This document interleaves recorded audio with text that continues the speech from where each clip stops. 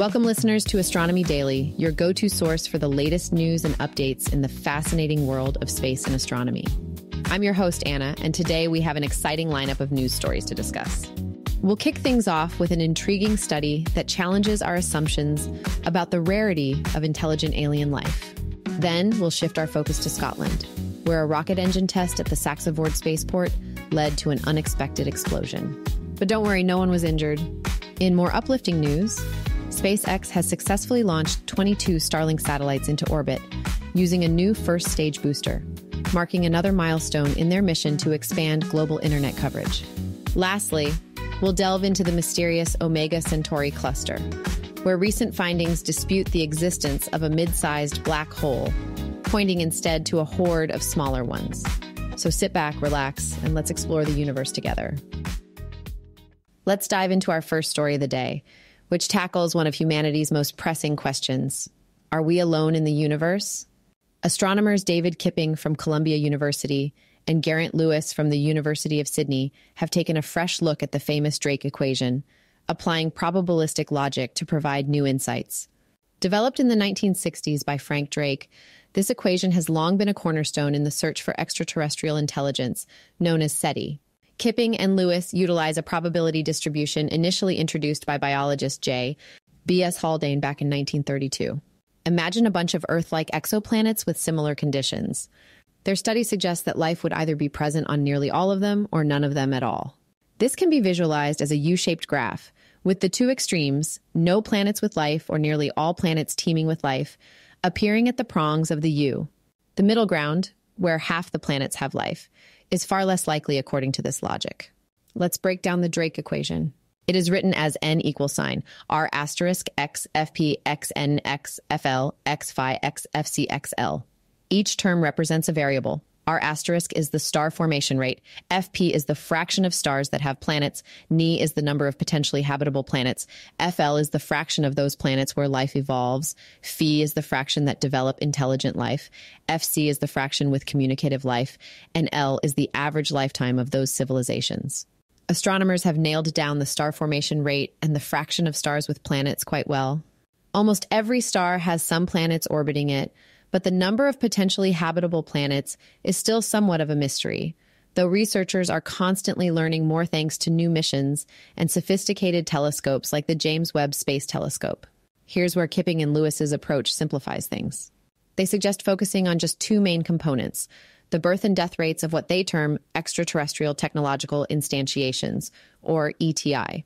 This simplification avoids the issues with defining terms like intelligence and civilization, which can be somewhat nebulous. By concentrating on the rate at which these technological entities emerge and how long they last, they propose a steady-state Drake equation, assuming a balance between the birth and death rates over time. One fascinating outcome of their study is the suggestion that the galaxy could still be bustling with life, but we just haven't discovered it yet. The reason? The occupation fraction, a measure of how many planets might be inhabited. For intelligent life to be common, this fraction needs to be close to 1. But our observations indicate it's probably closer to 0.5 or lower, meaning there are relatively few inhabited planets. Now, you might think this sounds pessimistic, but Kipping and Lewis are far from advocating giving up on SETI.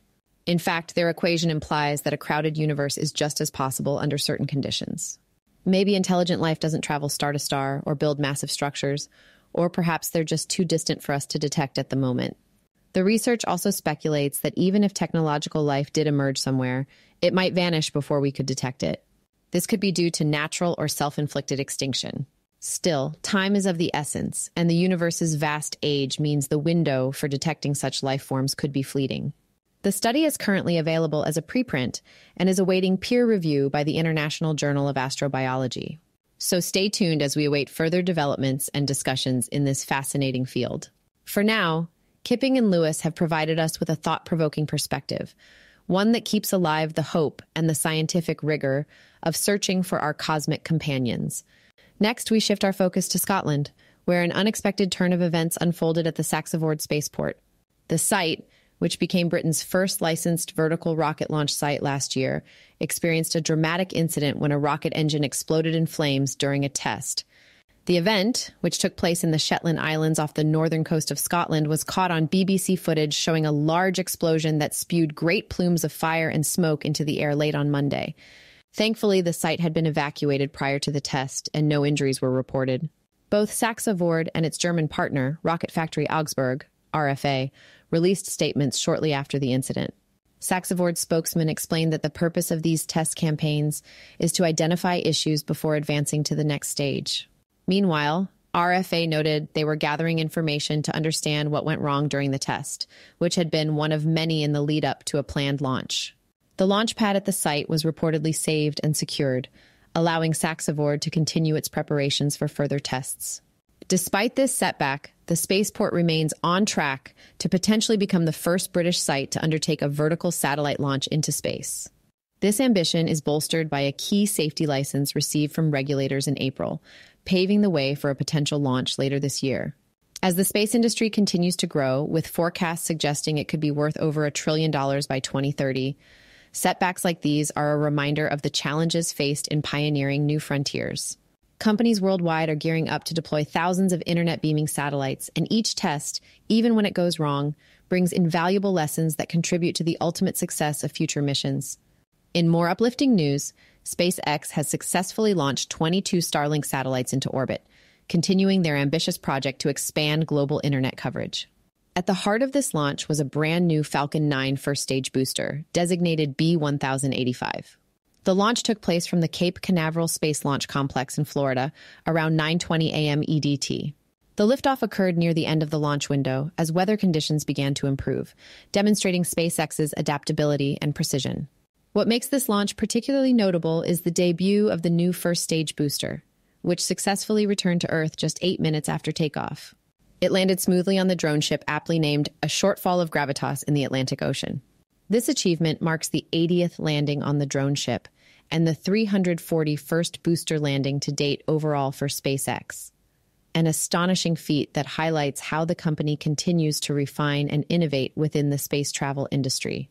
The Falcon 9 has always been a reliable workhorse for SpaceX, and the successful deployment of the Starlink satellites into orbit was confirmed less than an hour after the launch. These newly launched satellites will contribute to SpaceX's ever-growing constellation, aimed at providing high-speed internet access to underserved and remote areas around the globe. This was SpaceX's 59th launch from Florida and their 153rd global launch, demonstrating their unparalleled capability in achieving consistent, reliable results.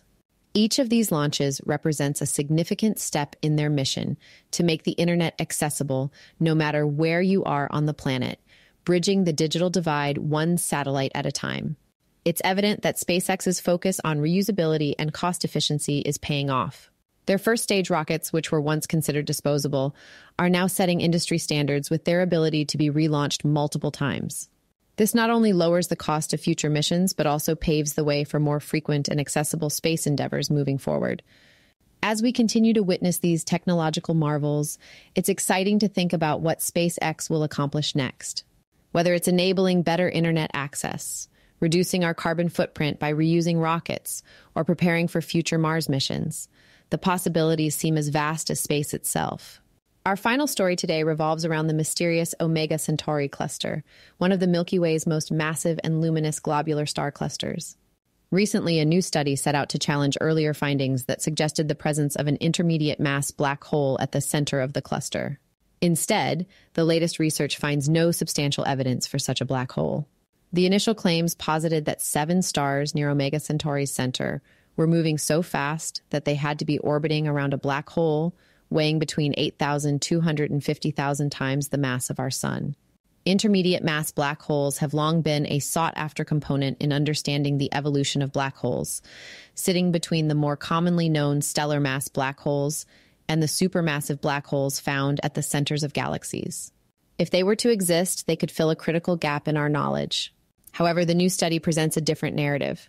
Astronomer Andrés Benares Hernández and his team at the Instituto de Astrofísica de Canarias analyzed the motion and distribution of Omega Centauri's ancient stars, utilizing data that favored a different model.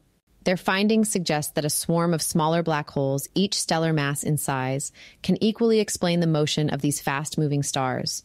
According to the study, An estimated 10,000 to 20,000 stellar mass black holes, cumulatively weighing about 200,000 to 300,000 times the mass of the Sun, are scattered throughout Omega Centauri's core. The study does not completely rule out the possibility of an intermediate mass black hole.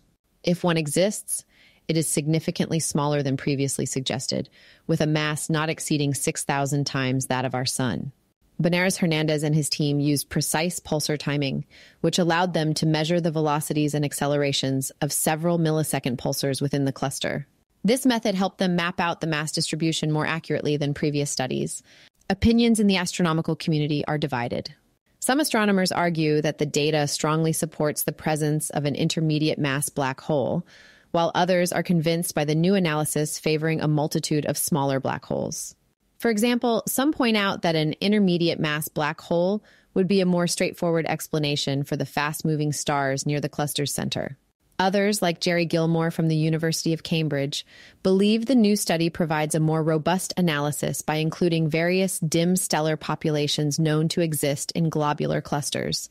Resolving this mystery may require direct observational evidence, such as seeing a star orbiting an invisible mass or detecting the glow of gas falling into a black hole. Until then, the debate over what lies at the heart of Omega Centauri will likely continue.